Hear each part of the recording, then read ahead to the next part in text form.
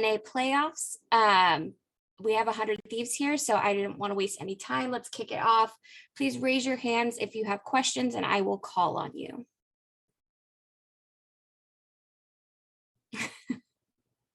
Shay, why don't you go ahead?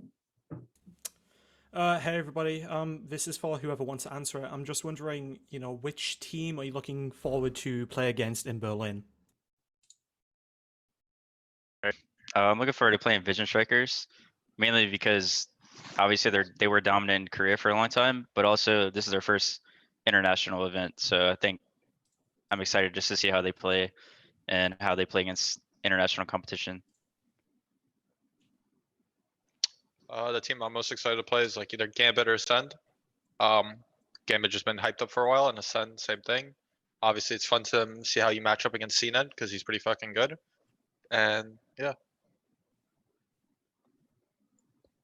Yeah, for me, probably just any European team, any new team that's not from North America. Cool. All right, let's go to Declan from Upcomer next. Yeah, this is specifically for Steel. I was wondering if we would have seen you on Jet in that first map, if this match had any major seeding implications for Masters 3. Because it was a best of 5 and we were essentially forced to play bind at some point, we decided that we were going to play it first because we're typically horrible on the first map. So we haven't actually been practicing bind in a little while, and we didn't really have a composition, but we knew that we were going to start attack on the first map, and we knew that it didn't really make sense to start as Cypher. So I'm just like, I'll play Jet, and then I think begrudgingly everyone else agreed and said, okay, let's do it. So that's how we saw it. Okay, let's go with Emery from VLR. Bouncing off that last question, when I talked to Nitro earlier this week, he explained that, your team has been forced to play kind of a more active defense when you Steel are on KO as opposed to a Sentinel, and that it just kind of makes you guys play better. So as a team, were all of you a little bit more accepting of the decision to play Jet, kind of with this mindset that when you guys eventually go to defense, you have to be more active and you have to play better because you don't have that Sentinel to rely on and to play, I guess, stationary around? I don't think that was the primary driving force for me to play Jet. I think that in general, we've had to move to more active defense. Just because we don't have that cushiony fallback of having a Cypher or Killjoy be able to deny or like at least have some sort of information on certain parts of the map where we could just be like, okay, let's put all our eggs in one basket, and then if one of these signal us, then we move over. So obviously KO forces us to play a certain way, but I don't think that was like the primary driving force behind running Jet. I think Viper could just as easily replace a Sentinel in terms of doing retakes if you're playing for retakes on defense and also applying a lot of pressure on attack. So I think there's many ways to achieve a Sentinel-less composition. Okay, let's go with Pedro from GameZone. Hello everyone, commiserations on the series, and so of course that first map in Bind didn't go quite well, but at the end of that first map you guys came back from 8-0 down to nearly extend it to overtime. In what way did that period help that team go on to defeat Sentinels in that second map in Breeze? Breeze was a new map. It was like, I think we all reset typically like from map to map, and we can lose a map and then we can come back and destroy a team on it, or we can win a map and in the second map we could get absolutely pummeled. So I don't think it has any bearing what happens in map 1 versus map 2. Sometimes momentum can carry over, but for the most part there's a pretty big reset just because there's a big delay between the maps. It's a different map. You can start hot with a pistol round win, and then round 2 win, and then first gun round win, and then you're going to have a good streak where you can just lose a 3v1 clutch on pistol round, and then suddenly you're like, oh, okay, well, there goes all our steam from the last map. Okay, we'll go back to Shay again. This question's mainly for Ethan, but feel free for the others to get involved. Stewie2K revealed that he is eventually going to make the switch to Valorant. I just want to know, in your opinion, do you think it's too late for CS:GO pros to come over, or do you think it's still a viable, route to take? No, I think anyone can come in at any time if they're good enough. This game's definitely easier to switch to just because the meta changes so often. So even if you come in late, there's probably going to be a new meta in like a month or two. You just have to adapt to. But I mean, the game's still the same. Yeah, I think it's pretty similar. You just gotta play a lot.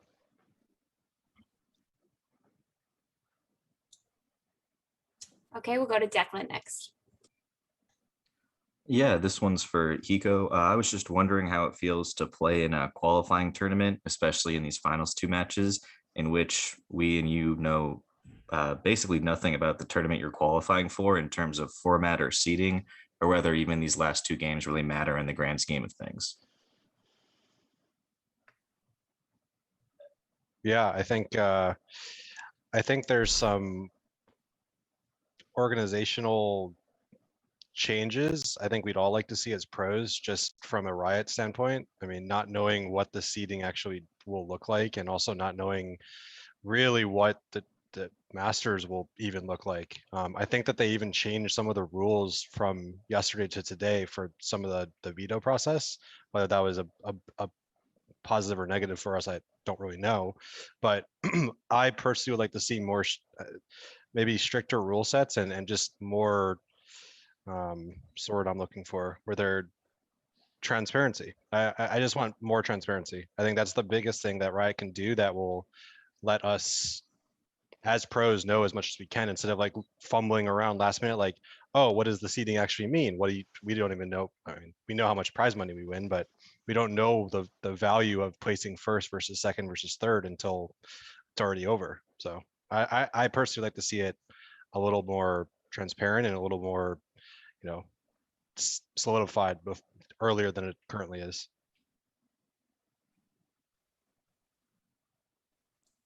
Let's go to Emery.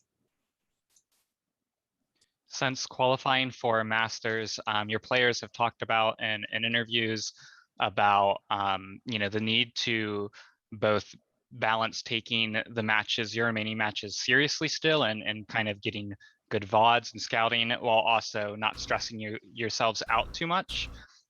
So how did you go about balancing that for the grand finals and preparing for it? I'm sorry, this is for anyone.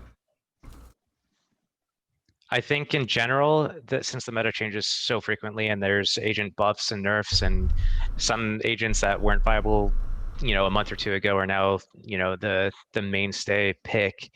I think that it doesn't really make sense to just be like, oh, well, like we have to hide anything, just play it. But I think because it's not like a do or die thing, it can either help or it can hurt. I guess you're sort of like enthusiasm towards the match. Like some people, it might be like, well, there's still prize money, there's still seeding, there's still bragging rights. Other people, it's like, well, we've already kind of accomplished what the main goal was, and this other stuff is kind of secondary. It's like whatever we win or we lose, it doesn't really have any effect on like long term what's going on. So I think that it can kind of pull either direction depending on the individual, depending on the team, depending on a number of factors. For myself personally, just because we're probably going to switch things up at the tournament in Berlin. So maybe that means a different composition. Maybe it means that I'm personally on a different agent or my teammates are on different agents. There's really nothing left to hide. Most of the things are kind of like out there. Yeah, I'll second that a bit. I think so much of this also is experimentation. I mean, one of you asked earlier about Steel on Jet, and I think it's fantastic for us to kind of get a look at like what our best Sentinel player would look like if he had to transition to a different role.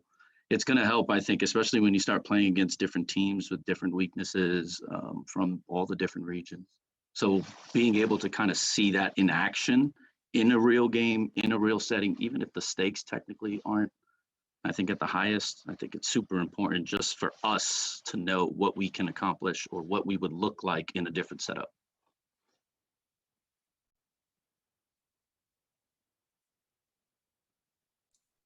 Okay, let's go to Nigel next. Hi, my question is going to be, has the team talked about how they're going to prepare for Berlin? And if so, could you guys share that? We've only had a brief discussion about it. I think we're going to practice for a week before we travel, and then we'll have another week and a bit, I'd imagine, before the actual tournament starts in Europe. Obviously, nothing's official, nothing's set in stone. I'm not sure when we're required to be in Europe. I don't know what there with specifics to any sort of like quarantines, for example. Don't know where, like when Riot would expect us there, how long they pay for the trips. We don't have all this information yet. I'm assuming that the 100 Thieves management speaking with the tournament organizers and arranging that for us. But ideally, if we could have a few days in Europe to I guess adjust to you know, jet lag or play against a handful of European teams and get a feel, so to speak, I think that would be the most optimal. But as of right now, we don't have anything planned.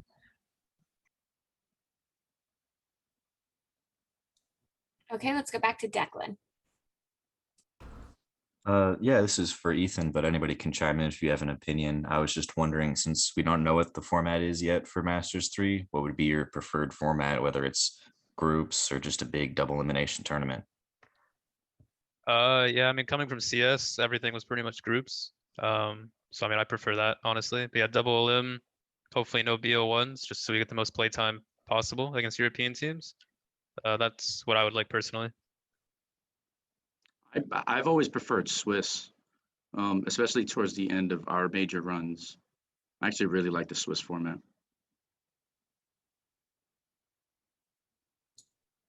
Okay, we have time for one final question. Does anybody else have anything for 100 Thieves? Going once, twice. All right, thank you very much, 100 Thieves, not. for coming with us. Best of luck in Berlin, representing NA, and we'll see you when you get back. Thank you very much.